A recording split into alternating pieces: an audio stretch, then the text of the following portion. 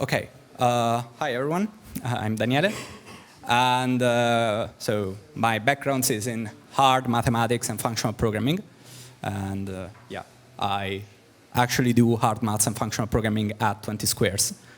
And today I'll tell you a bit about what we have been doing with the people at Blockswap about modeling a portion of PoN. So let me first put stuff in context and tell you what we do at 20 Squares. And basically, we do kind of mechanism auditing. So you have a protocol, a staking protocol, or a mechanism, and you want to, well, make sure that the incentives are aligned with what you want to do. And you come to us, we build a model, and we verify equilibrium conditions, find eventual exploits, run simulations, well, a lot of stuff. And the tool we use to do that is Compositional Game Theory, which actually some of us at 20 Squares came up with. It's a very academic topic turned non-academic, one of the rare success stories. And in compositional game theory, agents, well, the basic idea is that agents / games are composable processes. And by that I mean that these games, which we tend to call open games, are typed and open bidirectional processes. So let's dissect this hand-wavy definition a bit. So this box here is a game or an agent or a portion of a game. And it is basically a function, a process with 4 dangling wires. As you can see, the wires on the top go from left to right, and the wires on the bottom go in the opposite direction. You can kind of imagine this as being left being the past and right being the future. And that's what bidirectional means. And typed, because as you can see, these wires actually have types. Types as in, well, data types in programming languages. And let's look at the type of these types of these wires. So X, the red wire, is the type of observable states. So the type of observations an agent can make about the state of the game, and then it can, like, according to its strategy, in reality, we have another hidden wire, which is a parameter for the strategy of the agent, but it's not important, so let's hide it for now. And it can act on the state of the game, outputting a new state at the Y wire, the orange one. And then, well, information gets forwarded, some computations run, and a payoff comes back at our agent about what he actually did on the R wire, the green one. And this S wire is maybe the more counterintuitive one, which is kind of a type of backpropagated utilities. So nothing forbids this agent to be like the payoff matrix of another agent, another part of the game. So this is basically what this wire does. It propagates payoffs after maybe doing some internal processing to other players down in line. Yeah, as the name suggests, in fact, we have 2 ways of composing this stuff. So they can be composed sequentially, and this is equivalent to sequential play in a game, only if the types match, by the way. So as you can see here in the picture, like the Y and the R's match, and so we can draw a big box around these 2 games, and consider them as like a big composite game. And then we have another kind of composition, which is, well, maybe not really composition. So if you have two games and you want to run them in parallel, well, you just put them one aside the other and draw a big 3D box around them and join the wires with a product, and boom, you have a game that represents two games running in parallel.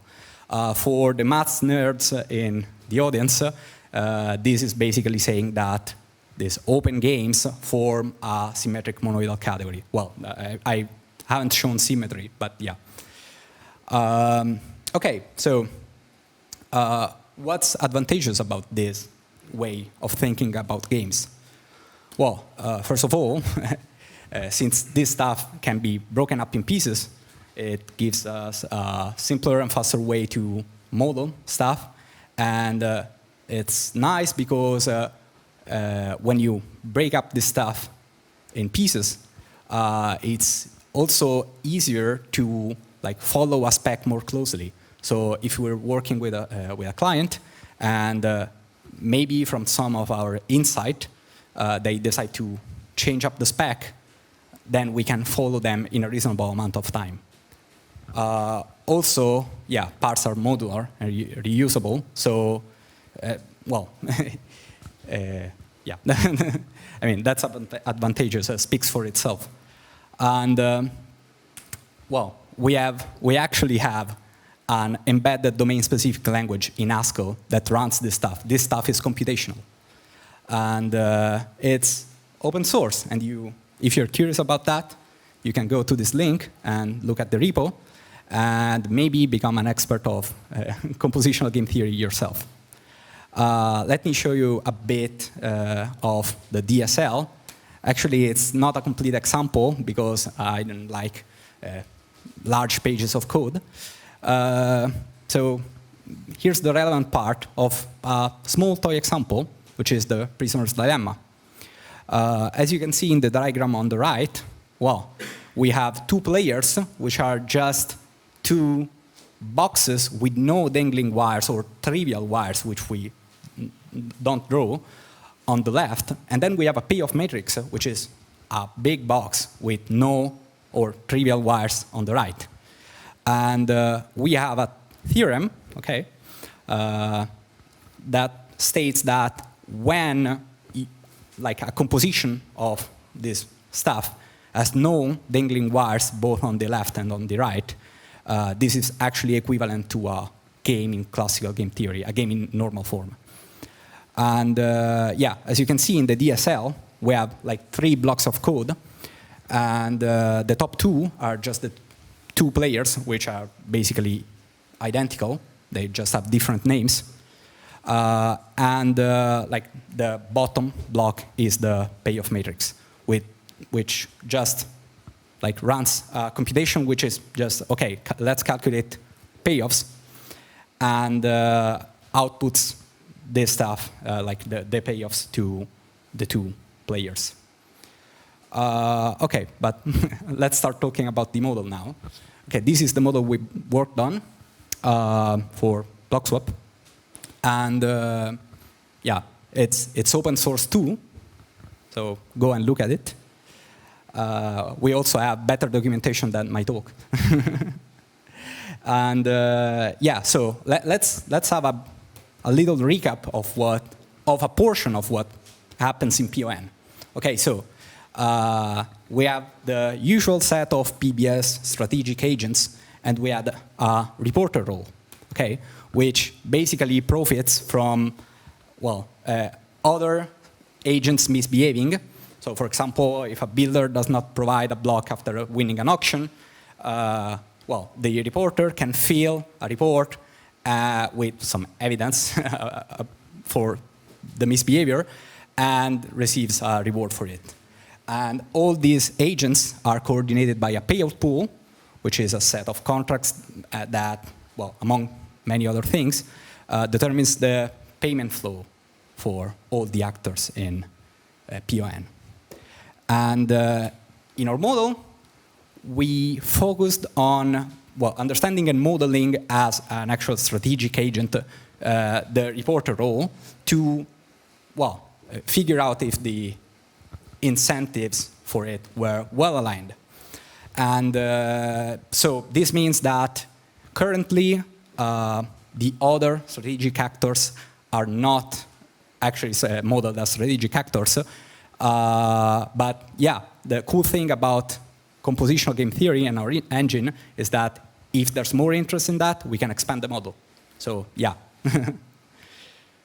OK, so let's go over the core assumptions of our model. So the first assumption is that it's very clear that the workflow of reporting misbehavior is very clear, and it's safe to assume that can be faithfully modeled by a finite state machine. Okay. Also, it's safe to assume that all reports are verified, we assume that all reports are verified by a deterministic procedure, and this happens as soon as a report gets submitted. Okay. Also, here's an assumption that's not true, which is that the effects of a report are immediate. But since right now the only strategic portion is the reporter, this doesn't matter. Okay, we can assume that without loss of generality or without screwing up stuff. We can take care of that once the model gets expanded. And also that we assume that the rewards for a reporter are the same for different kinds of misbehavior, because there is a very clear causal structure to misbehavior. So you can't do thing I minus 1, I, if you haven't done thing I minus 1. And so, yeah, it makes sense to just have equal rewards for everything. Yeah, and also that all actors are already registered at report time. Otherwise, it doesn't make sense. OK, from our modeling came out a core observation, which is that as PoN is currently defined, the reporter must not supply, it doesn't actually supply any collateral to the payer pool. And this means that you can't slash the reporter in case it reports something false. Okay. So this can be problematic in case reporting costs nothing, because yeah, we can just spam the network with reports, and yeah, so it's bad. So let's look at the strategies we have modeled. Okay, this is a bunch of code, but don't worry. So the strategy on the left is an honest reporter, which reports the exact thing only in case that some misbehavior happened. The one in the middle is just a reporter that ignores everything and always reports a bogus strategy, a bogus misbehavior, sorry. And the one on the right is just, okay, the reporter that ignores everything and never reports. Okay, this is mainly a sanity check for us. Okay, let's look at these strategies, though. Okay, so this is more code. If you can read Haskell, well, good for you. This is the honest reporter. And as you can see, well, I hope you can see that. In case there's no fault, okay, the reporter doesn't report anything. And in case there's misbehavior, well, that gets reported exactly. For the dishonest reporter, well, as I said earlier, everything gets ignored, and like a pre-baked report just gets sent. And for the useless reporter, well, it just does nothing. And yeah, so what are the main findings from this model? Okay, first of all, as I was hinting at before, when we don't take fees into account, the reporter has no incentive at all to stay truthful when other actors behave honestly, okay? This problem is obviously mitigated when we take gas fees or report submission fees into account. And yeah, as far as I understand, that's what actually happens. So yeah, yay. And also that in the case gas fees are too high, so this is a double-edged sword. So for example, the network is really congested or yeah, whatever, submitting a report may become more expensive than receiving payment from it. And luckily, this is a linear relation. I mean, if the gas fee, if the fee for submitting a report is higher than what I get back for reporting, well, I mean, that's not convenient for me. And let's focus on this second point, actually. Okay, so when there are multiple reporters, which, well, should be the case, actually, like, given the fact that only the reporter that submits first gets rewarded, this introduces a couple of problems. For example, well, this becomes a ripe terrain for MEV extraction, front running, I mean, and this can drive, for example, the submission fees higher. And, well, disincentivize like possible reporters from, well, reporting stuff. And also, this breaks the deterministic relationship between submission and revenue. So any reporter has to have a prior, I mean, model distribution of is expected reward, right? Because I mean, when there's front running, there's a significant risk of missing the first place in a race, and then not only you receive no reward, but you have spent some money to do that. That's bad. Yeah, so let's try and look a bit at the code now. Okay, so I mean the model repo, and well.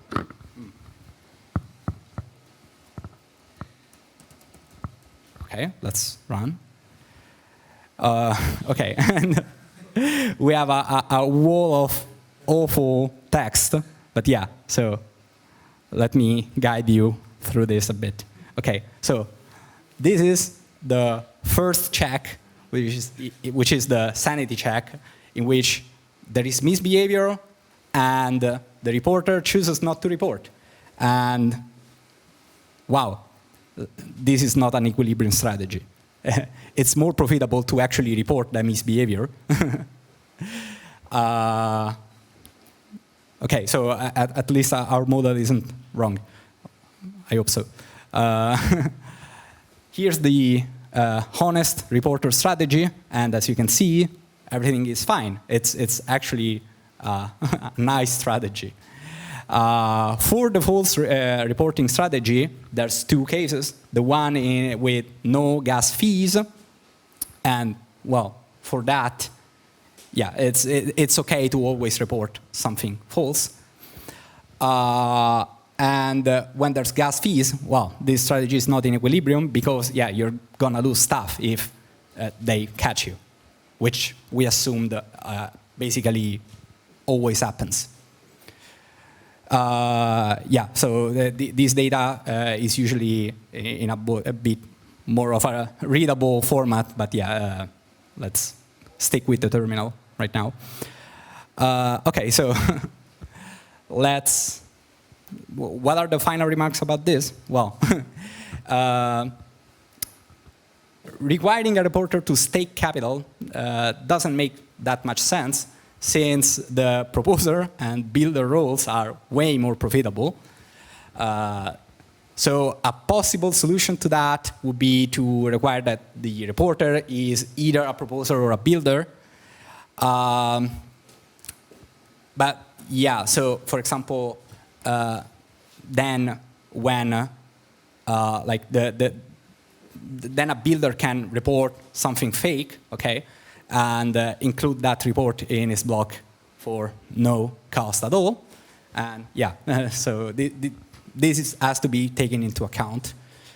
And another solution could be, as mentioned before, could be asking reporter to pay a fee to submit the report. But yeah, this is subject to the aforementioned problems. Yeah, I'm done with my talk. Thank you. And yeah.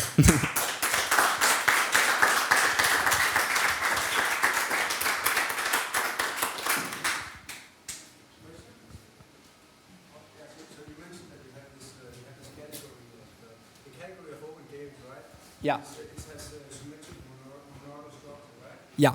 Yeah. What does a symmetric mean? Is that the monadal product is commutative? Or? Yeah, basically up to isomorphism. It's not a strict equality. Actually, strict equality for that is degenerate, but yeah. So like A times B is isomorphic to B times A. Just like in the category of sets. Yeah. So what, is it also a class category?